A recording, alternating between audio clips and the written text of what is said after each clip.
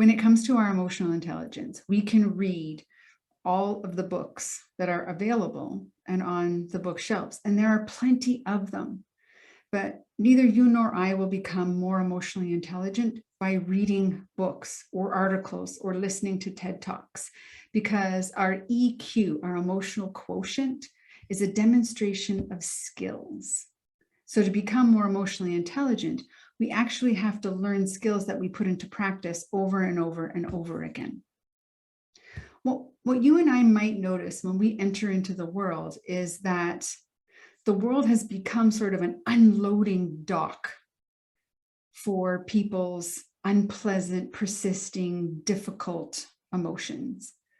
And it is not the world's responsibility to carry the burden of my or your discomfort. My world, your world, the people that are in it, whether we know them or not, are not unloading docks for our emotional disruptions. And we have no right to unburden ourselves on other people or at the expense of another person. So our emotional management starts with our self-awareness. We cannot manage what we're not aware of. And emotional self-awareness is a skill that we need to practice. And ways that we can practice it are in mindfulness and being present in the moment. So consider, what can you practice becoming more aware of today? What can you pay closer attention to within yourself, signals of those emotions in your body? Where can you start with your noticing, with your behaviors, perhaps with your words, with your thinking, with your physical signals? There's many ways for us to practice our emotional self-awareness because there are layers and depths to our emotional self-awareness. So for example, if I'm going to practice paying attention to a behavior that someone else has brought to my attention that is toxic, then by paying attention to, am I doing that behavior, I can start to stop and disrupt that behavior.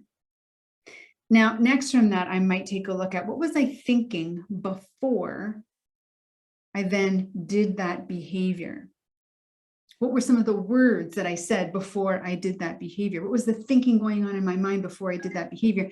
And then before the thinking, what was the physical signal in my body? And as you practice this awareness, what ends up happening is you become more in tune with your body, which is where your emotions signal you first. And if you can pick up on the pebble sensations in your body before the boulder strikes, then what ends up happening is you end up managing your emotions much more successfully and disrupting those behaviors that are toxic. And you and I become individuals that operate in the world by claiming responsibility for our emotions, not the ones who unburden them on other people.